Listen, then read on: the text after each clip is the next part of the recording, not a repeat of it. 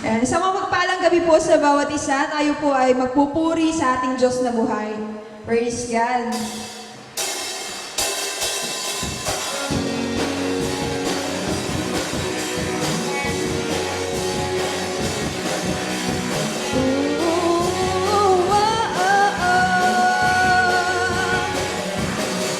Di mangangamba sa kawalang pagpapala mo'y laging laan. Di matatakot sa panganib pagka naririyan ka palagi.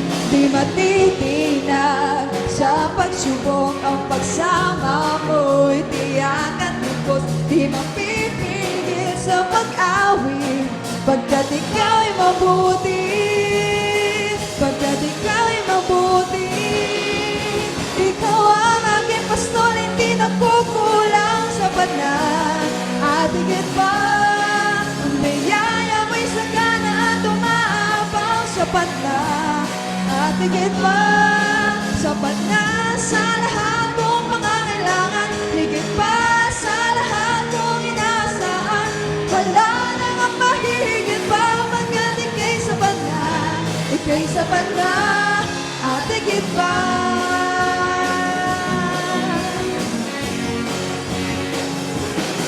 Di mangangamba sa kawalang pagpapala mo'y laging naan. Di matatapos sa panganib pagkat naririyan ka palagi. Di matitinag sa pagsubok ang pagsama mo'y tiyak at lubos. Di mapipigil sa pag-awit pagkat ikaw ay mabuti.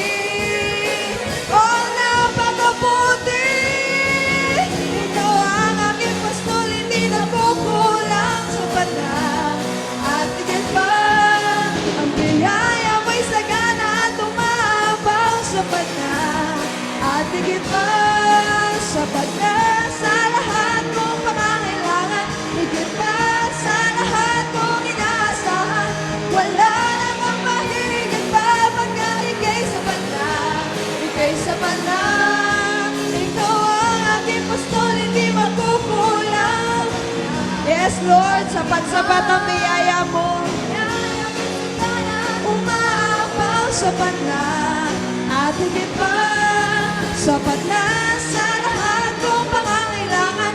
Higit pa sa lahat kong inaasahan. Wala nang mahigit pa pagkat ika'y sapat na. Ika'y sapat na at higit pa.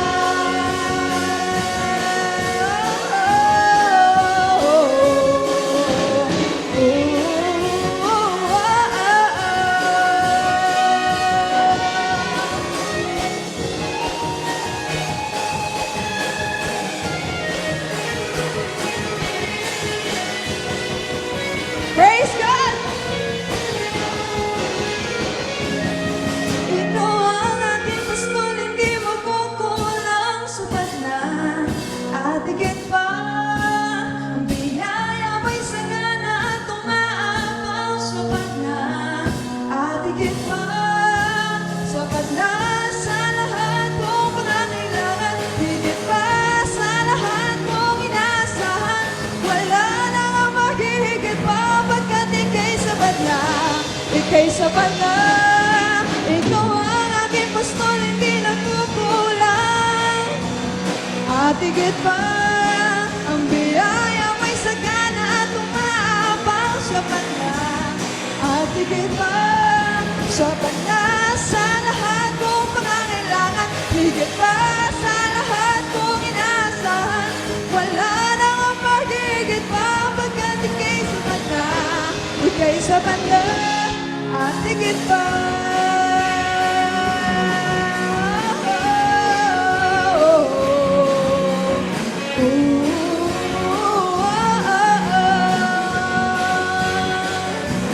Praise you, Jesus. Napakabuti mo, aming Diyos. Dapat ka, Panginoon, na hatugan ang pagpuri, pagsamba mo, Panginoon. Tunay na ikaw ay sapat na higit pa sa aming buhay, O Panginoon.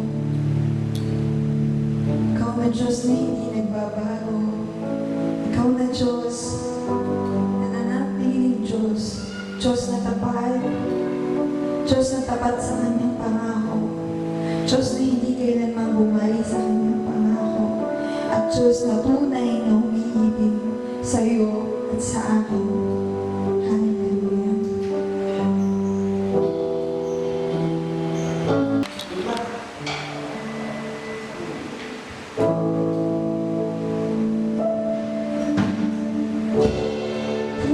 Pupurihin ka, O Diyos, ang aming alay ay pagsamba.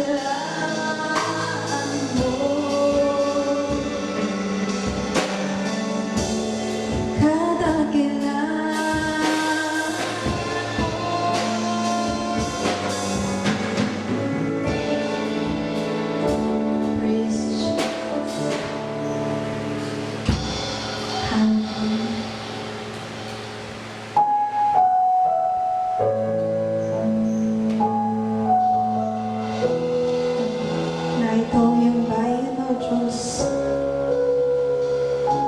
Sama-sama namin itataas ang iyong pangalan. Sama-sama namin aawitan ang pangalan mo, Panginoon. Aawitan ka namin na mula sa aming mga puso.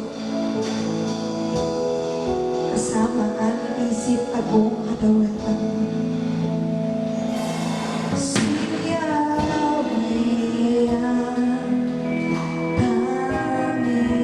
Diyos, may gawa ng lahat ng mabuti.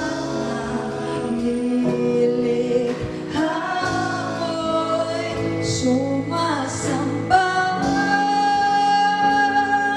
sa'yo. Ang aming bayan pinupuri ka, itinataas, dinadakila. Ang aming puso ay isang umaawit sa'yo.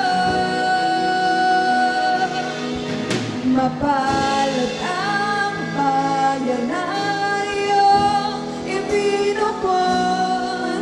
Mapalad ang bansa sa'yo lamang sumusunod. Magaling at manahan sa aming pagpupuri. Ikaw lang ang Diyos.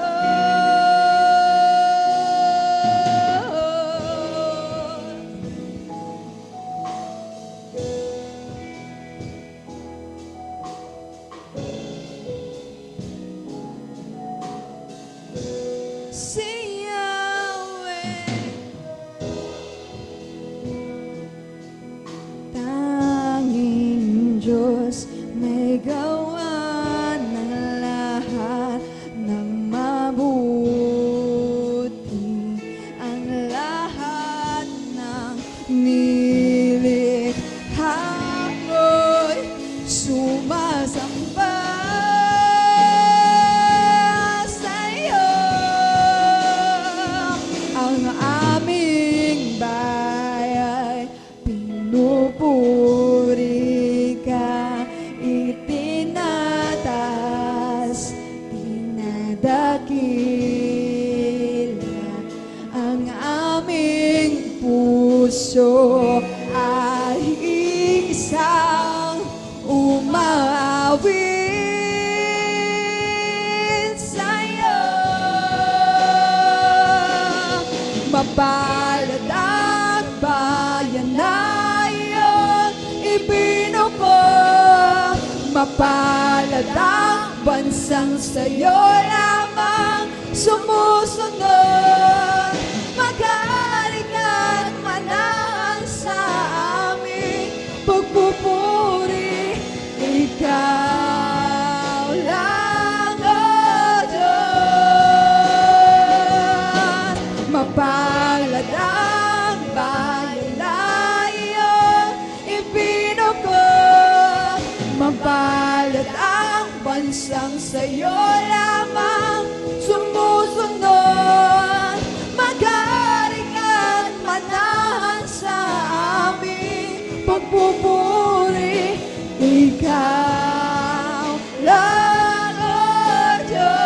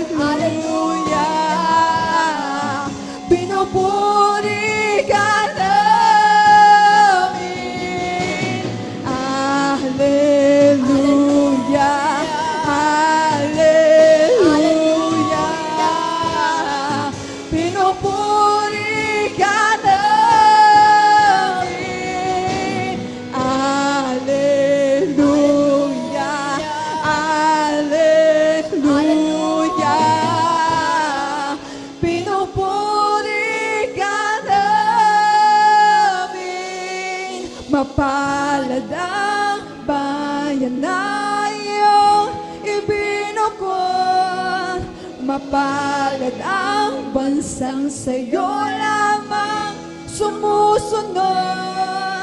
Magaling at manahan sa aming pagpupuri. Ikaw lang, O Diyos. Mapalad bayan na iyong yes, Lord. Mapalad ang bansang sa'yo lamang sumusunod. Magaling at manahan sa aming pagpupuri. Ikaw lang, O Diyos. Alleluia, alleluia. Pinupuri ka namin. Alleluia, alleluia. Pinupuri ka namin.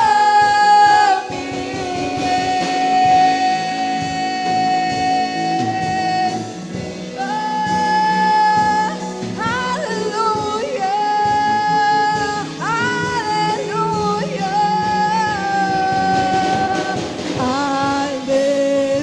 hallelujah, hallelujah.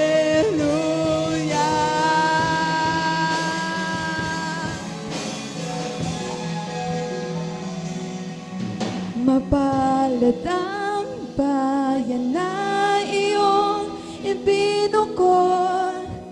Mapalad ang bansang sa'yo lamang sumusunod. Maghari ka't manahan sa aming pagpupuri. Ikaw lang, O Diyos.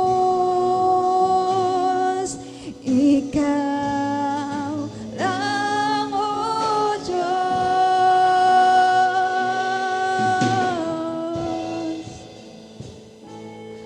Hallelujah,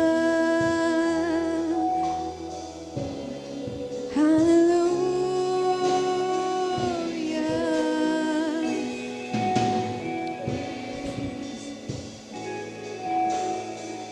Hallelujah. We thank you, Jesus. We thank you, Lord. You deserve all the praises. You deserve all the glory, Lord. And we thank you, Jesus, for everything. We thank you for saving us. Thank you for forgiving us. And thank you for still loving us, Lord. Thank you for unconditional love, Lord. And this is our prayer and this is our worship for you, Jesus. In Jesus' mighty name of God. Amen. Praise God. Thank you, Lord.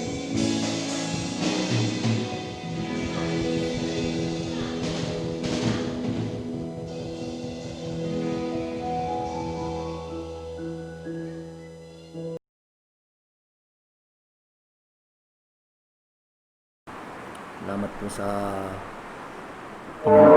Panginoon sa oras na ito na muli tayo po ay mag-aaral ng salita ng Diyos sa kabila ng lakas ng ulan, hangin, gawa ng bagyo. Ngunit nananatili pa rin ang salita ng Diyos na kung saan ay ating pag-aaralan sa gabing ito. At salamat po sa Panginoon sa pagkakataon na tayo ay malaya na makakapakinig ng salita ng Diyos na iahayag ng inyong lingkod sa gabi ito.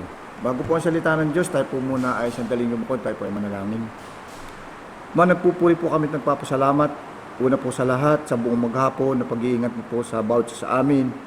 Salamat din po sa patuloy na buhay, lakas, kalusugan ng katawan, pag-iingat mo sa araw-araw namin buhay, O Diyos. Alam po namin, Ikaw ang patuloy namin kasama sa bawat oras, bawat panahon ng aming pong buhay, O Diyos. Kaya naman sa gabing ito, O Diyos, muli kami po ay mag-aaral ng mga salita At minsan pa inaanyahan namin ang pagkilos at kapahayagan ng iyong banal na Espiritu sa aming pong mga buhay, O Diyos.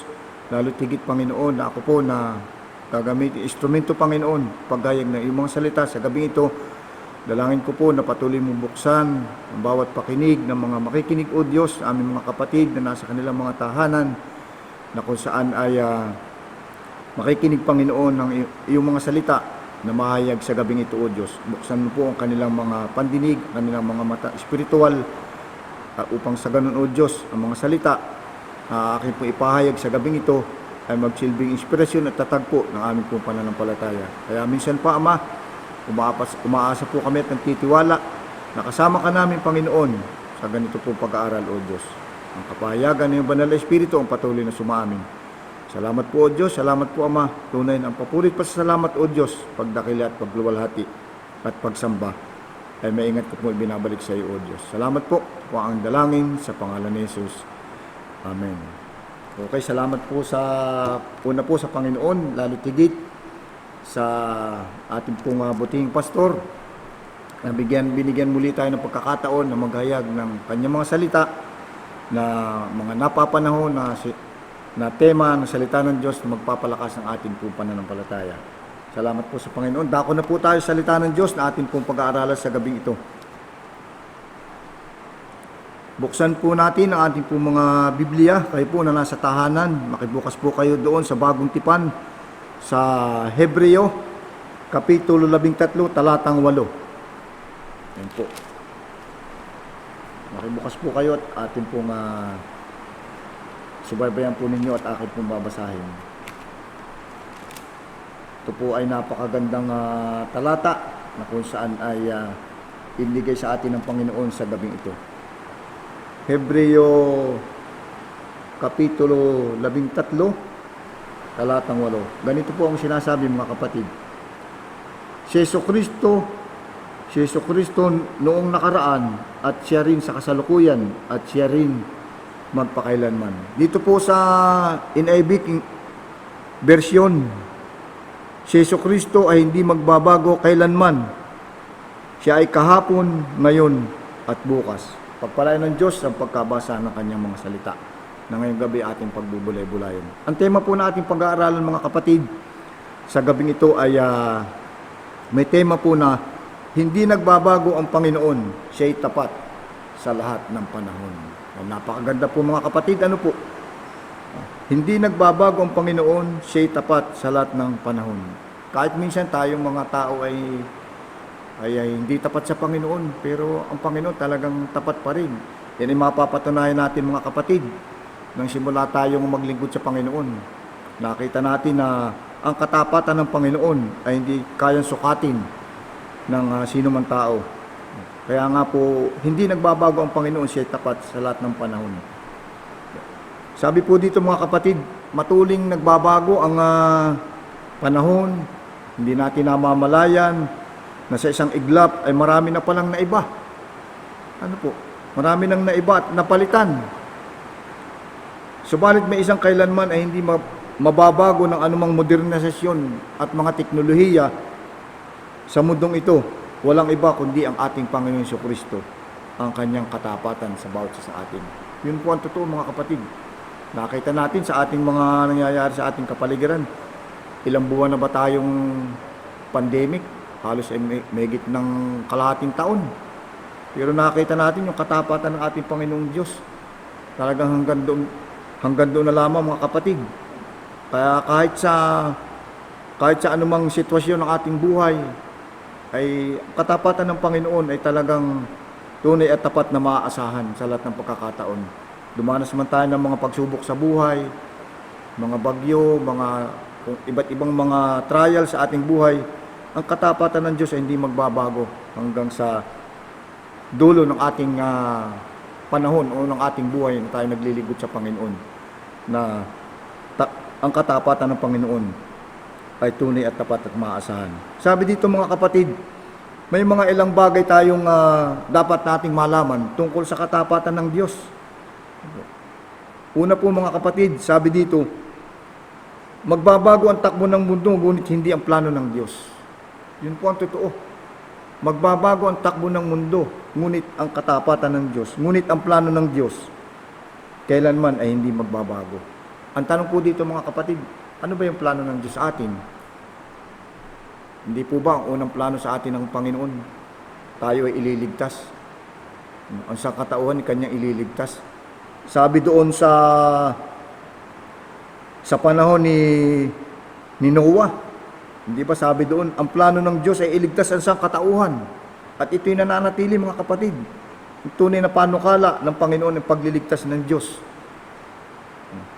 For a limited time only, kundi ito'y nananatili at mananatili hanggang sa tayo ay kunin ng Panginoon.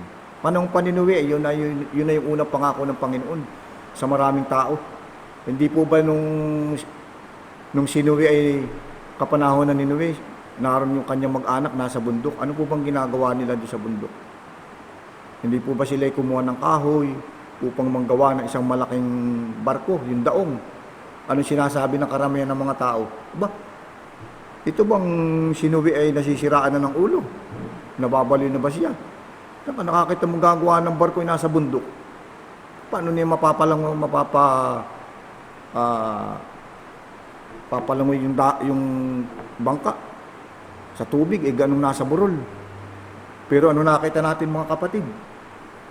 Yung sinabi ng Panginoon na 40 days, 40 night, babaha.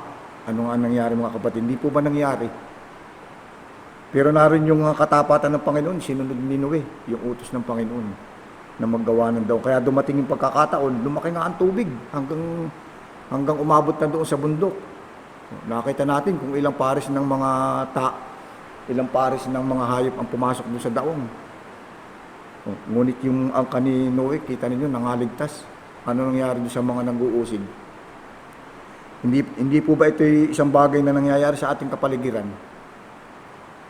Na sa mga anak ng Diyos ay mga inuusig. Pero sabi ng salita ng Diyos, mapalad kayong mga inuusig dahil sa aking pangalan. Mga kapatid. Kaya nga, hindi nagpadala si Noe doon sa mga sinasabi ng tao.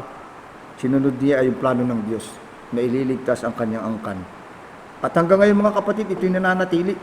Kaya nga magbabago ang takbo ng mundo, ngunit hindi ang plano ng Diyos. Yun ang unang plano ng Diyos sa angkan ni Noe, ililigtas. At ito'y plano din ng Diyos mga kapatid sa atin. Yung kaligtasan nasa atin na. Nang tayo ay tumanggap sa Panginoon. Nakanta na natin ito. At ito'y patuloy nating mararanasan habang tayo ay naglilingkod sa Panginoon. Ano pa yung mga kapatid na ikalawang plano ng Diyos sa bawat siya sa atin? Tayo ay kanyang tutubusin sa ating mga kasalanan. Hindi ba mga kapatid? Kaya nga ang Panginoong Jesucristo ay nagsakripisyo doon sa krus ng Kalbaryo. Yung ating kasalanan ay kanyang tinubos. Maging yung ating buhay, biniyara din ng Panginoon na hindi naman pera yung pinambayad ay yung kanyang banal na dugo. Kaya mapalad tayo mga kapatid sapagkat tayo ay patuloy na naglilingkod sa Panginoon ayon sa kanyang kalooban. Ano sabi doon sa Efeso 1:17 mga kapatid? Efeso Kapitulo 1, talatang 17.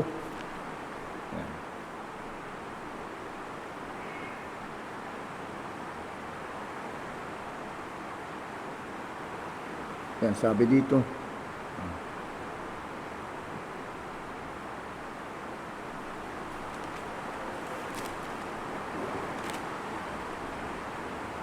Hiniling sa Diyos ng ating Panginoon Jesucristo ang dakilang Ama na pagkalooban niya kayo ng espiritu ng karunungan at ang tunay na pagkakilala sa Kanya. Yun po mga kapatid.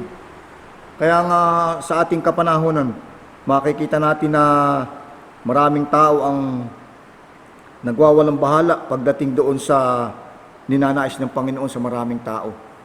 Tayong tao, may kanya-kanya tayong plano sa buhay ay. Pero tatandaan natin mga kapatid, ang magpapatupad pa nito at magbibigay ng tagumpay, walang iba kundi ang ating Panginoon Jesucristo. Tatandaan natin na magbabago ang takbo ng mundo, ngunit hindi ang plano ng Diyos sa buhay natin. Kaya tayong iligtas ng Panginoon at ito'y nakatitiyak tayo na pag tayo ay dumating sa pagkakataon na kunin ng Panginoon, mararanasan natin ang biyaya at pagpapala ng ating Panginoon Jesucristo. Lalo tigit yung buhay na walang hanggan. Di ba anong sabi doon sa John 3:16? Alam na natin yun. Sabi doon, sapagkat gayon na lamang ang pag-ibig na ng Diyos sa sanlibutan. Kaya ibinigay niya ang kanyang bugtong na anak. Bakit po ipinagkaloob niya ang kanyang bugtong na anak? Upang ang sino man sa kanya sumampalataya ay hindi mapahamak, kundi magkaroon ng buhay na walang hanggan. Anong sabi pa po doon sa talatang 17? Tingnan po natin para mas maliwanag. Yun po mga kapatid, talagang napakabuti ng Panginoon. Kung wala nang ipinagkaloob na bugtong na anak, saan na tayo naroon mga kapatid? Kaya nga ito isang biyaya sa atin ay. Sapagkat sinugo ng Diyos ang kanyang anak, hindi upang hatulang maparusahan ang sanglibutan. Kita po ninyo mga kapatid. Talatang 17. Sapagkat sinugo ng Diyos ang kanyang anak, hindi upang hatulang maparusahan ang sanglibutan, kundi upang iligtas ito sa pamamagitan niya. Yan po mga kapatid. Ang unang plano ng ating Panginoong Jesucristo, sabi ko nga sa inyo kanina, tayo ay kanyang ililigtas. Ano po? At hindi rin nais ng Panginoon na tayo ay hatulang maparusahan maging ang sanlibutan, kundi magkaroon tayo ng kaligtasan sa pamamagitan ng ating Panginoon Jesucristo. Ano po? Kaya napakagandang plano ng ating Panginoon Jesucristo. Hindi po bang ating gobyerno ngayon napakadaming plano? Kung ano mga plano. Pero sabi nga, maraming hindi na susunod pag tao ang nagplano. Ngunit ang plano ng Diyos about sa atin, kailanman iti kanyang tutuparin. Yun po mga kapatid, ang unang bagay na dapat nating malaman tungkol sa katapatan ng ating Panginoon Jesucristo. Pangalawa po mga kapatid, magbabago ang mga pamunuan at liderato sa mundong ito, ngunit hindi ang pamamahala ng Diyos.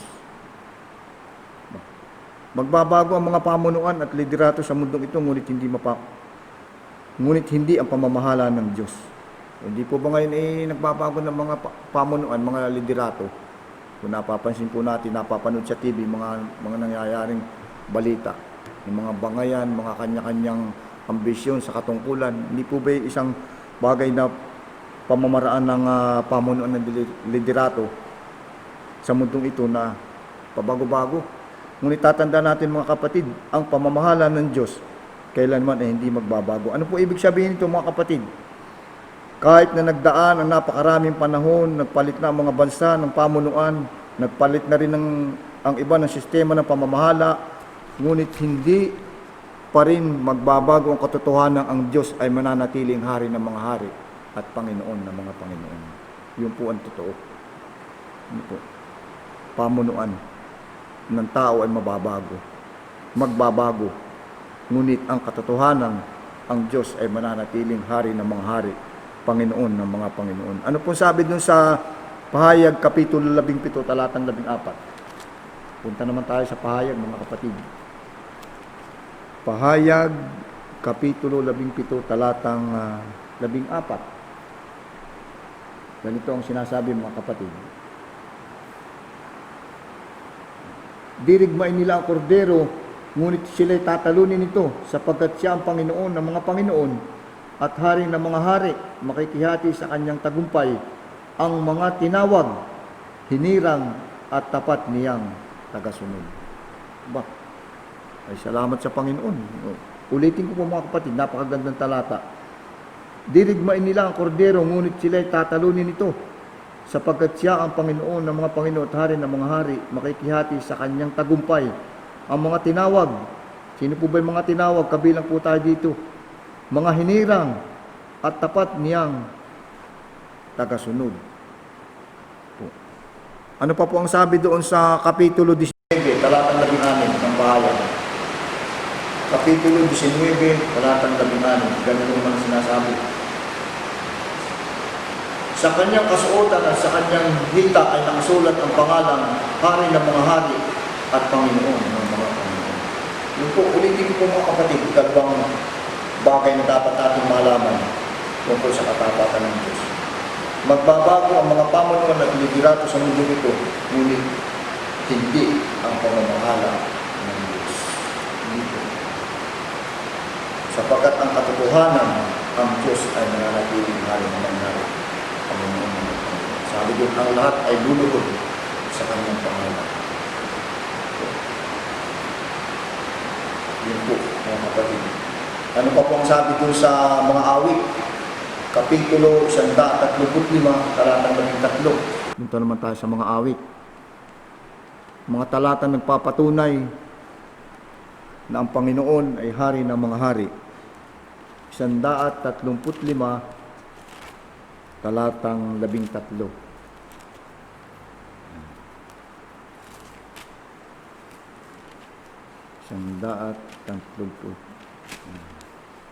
135 verse 13.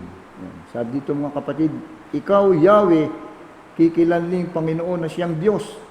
Ang lahat ng nilikha mo ay hindi ka malilimot. Salamat sa Panginoon. Kaya nga po, isang bagay ang tinitiyak sa atin ng Panginoon na pagdating yung takdang panahon na mababago ang lahat sa mundong ito. Ngunit ang katotohanan ng Diyos ay mananatiling hari ng mga hari, Panginoon ng mga Panginoon. Yun po ang katotohanan. Kaya tatandaan natin mga kapatid, talagang ang katapatan ng Diyos ay hindi magbabago kailan pa man. Sa habang panahon, sa bawat oras ng ating paglilingkod sa Panginoon. Pangatlong bagay mga kapatid, magbago man ang damdamin ng lahat ng tao, ngunit hindi ang pagmamahal ni Kristo. Amen. Magbago man ang damdamin ng lahat ng tao, hindi po ba ang damdamin ng tao ay talagang pabago-bago? Minsan nasa mood, minsan hindi. Ganyan po ang ugali ng tao. Magbago man ang damdamin ng lahat ng tao, ngunit hindi ang pagmamahal ni Kristo. Yun po ang totoo mga kapatid. Ano po ibig sabihin nito? Ang pagmamahal ng Diyos ay dalisay, walang halong pandaraya at panluloko. Hindi katulad ng tao mga kapatid. Hindi gaya ng pagmamahal ng ibang tao. Minsan merong nananadya, meron ng mga hindi sinasadya, minsan may nanluloko. Pinaglalaroon ang damdamin ng iba't ibang kapwa. Pero lagi nating tatandaan, ang Diyos na nagmamahal sa atin, tapat at wagas ang kanyang pag-ibig. Hindi siya nagbabago at mananatiling ang kanyang pagmamahal sa bawat isa sa atin. Kaya nga sabi doon ay, ipinadama niya yung kanyang pag-ibig sa atin. Ano po? Hindi lang sa atin, sa buong sanlibutan. Kaya tayo nagkaroon ng kaligtasan. Anong sabi doon sa mga awit 33, 4-5? Awit 33, 4-5. Si Yahweh ay tapat sa kanyang salita at maasahan ang kanyang ginawa. Minamahal niya ang gawang matapat, ang pag-ibig niya sa mundo'y lagana. Napakagandang talata. Ano po mga kapatid? Sabi doon ay magbago man ang damdamin ng lahat ng tao, ngunit hindi ang pagmamahal ni Kristo. Lalo na sa ating mga anak ng Diyos. Kaya nga malimit nating narinig sa mga nagmimisahe. Pag tayo ay gagawa, laki pa natin ang pag-ibig. Sapagkat kung tayo rin ay gagawa at wala namang pag-ibig, wala itong kabuluhan. Mga kapatid. Kaya napakalaking bahagi ng paglilingkod natin sa Panginoon, yung ating pagiging mananampalataya. Yung pag-ibig. Pag-ibig sa kapwa, kung kanino pa man, lalo tigit sa Panginoon, lagi nating tatandaan, napakasarap gumawa sa lahat ng pagkakataon na may kalakip na pag-ibig, mga kapatid. At yun ang ninanais ng Panginoon sa bawat kanyang mga anak. Bilang tayo ay mga hinirang at tinawag sa lugar na ito, ipakita natin yung pag-ibig, yung pagmamahal, kahit kanino man tao, sapagkat yun ang ninanais ng ating Panginoon sa Kristo. Yun po mga kapatid. Pang-apat po mga kapatid, na dapat nating malaman tungkol sa katapatan ng Diyos. Magbago man ang pagtingin sa atin ng kapwa, ngunit hindi magbabago ang pagtingin sa atin ng Diyos. Ay, totoo po yun mga kapatid.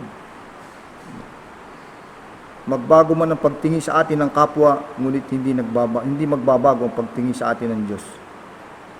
Hindi ito kumukupas ang pag-ibig ng Diyos sa atin.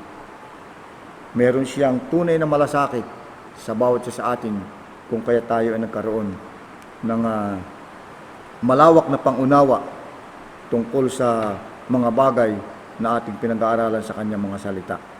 Sabi doon ay equally in the sight of God. Ibig sabihin, pantay-pantay ang pagtingin sa atin ng Panginoon. Hindi siya nagtatangi.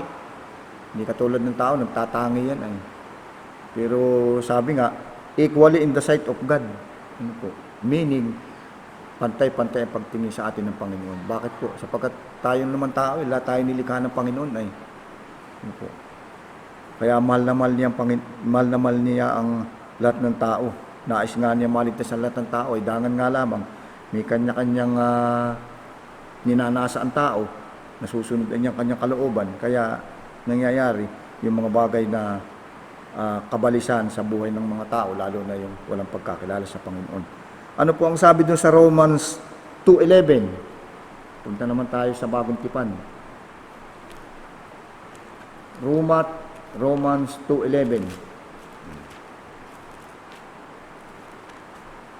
2 verse 11. Yan. Sabi dito, sapagkat ang Diyos ay hindi nagtatangi. Hindi po nagtatangi. Sabi ko nga kanina, ang tao nagtatangi pa yan, ay namimili. Kung sino kanyang kakasamahan, kung sino kanyang kakaibiganin. Sa bagay, dapat lang namang piliin yung dapat kaibiganin. Pero magbabago pa rin ang pakikisama at pagtingin kahit matalik mo ng kaibigan. Pero tatandaan natin, ang pagtingin ng Panginoon sa atin, kailanman hindi ito magbabago. Yun po ang totoo mga kapatid. Hindi ito kukupas, hindi ito mawawala ng kabuluhan. Siya mayroong tunay na malasakit sa bawat isa sa atin, lalo na tayong mga pinili sa lugar na ito at hinirang upang ipahayag ang kalawalhatian, kadakila at kabutihan at pagmamahal ng Diyos. Ipadama natin sa ating kapwa, lalo na sa kapatid natin sa Panginoon. Ano po? Makita yung ating buklod ng pagkakaisa, buklod ng pagmamahalan, buklod ng paglilingkod, iisang layunin, iisang espiritu na walang ibang itataas, kundi ang pangalan lamang ng ating Panginoon sa Kristo. Pag ito'y nakita ng maraming tao, maraming kaibigan natin sa kapaligiran, na mayroon tayong tunay na malasakit, hindi tayo nagtatangi, ang Diyos ang patuloy na maluluwalhati at mahayag ang kanyang kadakila at kapangyarihan sa buhay ng bawat isa sa atin bilang tayo kanyang mga anak. Yun po ang totoo. At panglima mga kapatid, sabi dito, mga bagay na dapat nating malaman tungkol sa katapatan ng Diyos. Magbago man ang pangako ng tao, ngunit hindi magbabago ang pangako ng Diyos. Amen. Yun po ang totoo. Yan. Malapit na naman po ang eleksyon. Marami na naman mga mangangakong mga politiko, mga kapatid. Nakikita natin kung sino yung mga totoo na talagang tinutupad yung kanilang mga pangako. Pero tatandaan natin mga kapatid, magbago man ang pangako ng tao, kailanman hindi magbabago ang pangako ng Diyos. Ano ba ang pangako ng Diyos sa atin? Hindi po pa napakaganda. Tayo ay iligtas, tayo ay bigyan ng masaganang buhay. Anong sabi doon sa Juan 10:10? Kaya siya nakaparito, bigyan tayo ng buhay na masagana. Hindi anumang mga bagay na kahirapan sa buhay na ito, kundi yun po ang pangako ng ating Panginoon sa Kristo. Bakit? Sapagkat tapat ang nangako sa atin. Anong sabi doon sa Hebreo 10:23? Hebreo 10:23. 10:23. Magpakatatag tayo sa ating pag-asa at huwag mag-aalinlangan sapagkat tapat ang nangako sa atin. Amen po mga kapatid. Magpakatatag tayo sa ating pag-asa at huwag mag-aalinlangan sapagkat tapat ang nangako sa atin. Minsan pag tayo nag-alinlangan, nawawala na yung tunay na kalooban ng Diyos ay. Ngunit kapag ating pinanindigan itong sinasabi na huwag tayo mag-aalinlangan sapagkat tapat ang nangako sa atin, iyon po talaga ang totoo. Ano po mga kapatid? Magbago man ang pangako ng tao, ngunit hindi magbabago ang pangako ng Diyos sapagkat tapat ang nangako sa atin. Ano pa po ang sabi doon sa Lumang Tipan? Isaiah 45 verse 23. Isaiah 45 verse 23.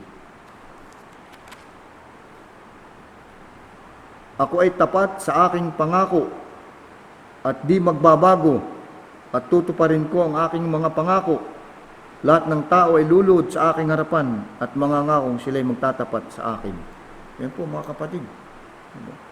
Sabi dito, ako ay tapat sa aking pangako at di magbabago, at tutuparin ko ang aking mga pangako. Lahat ng tao ay lulod sa aking harapan at mangangakong sila'y magtatapat sa akin. Yun po ang totoo mga kapatid. Magbago man ang pangako ng tao, ngunit hindi magbabago ang pangako ng Diyos. Bakit po? Sapagkat tapat ang nangako sa atin. Yan po. Hindi po ba nung tayo ay unang makakilala sa Panginoon, ano yung ating ipinangako sa Panginoon? Pumunta pa tayo sa unahan ng altar, tayo tumaas ang kamay, tayo nag-iyak, tayo ay lumuhod. Nung tumanggap tayo sa Panginoon, ano yung ating pinangako sa Panginoon? Susunod tayo sa Panginoon, tayo ay maglilingkod. Kahit anong mangyari sa ating buhay, tayo maglilingkod, ipinangako natin sa Panginoon yan. Pero tatandaan natin, hindi naman sa tao tayo nangako. Hindi rin tayo nangako kay pastor, kundi kanino tayo nangako sa Panginoon. Kaya kung ano yung ating ipinangako ng paglilingkod, dapat ating tutuparin.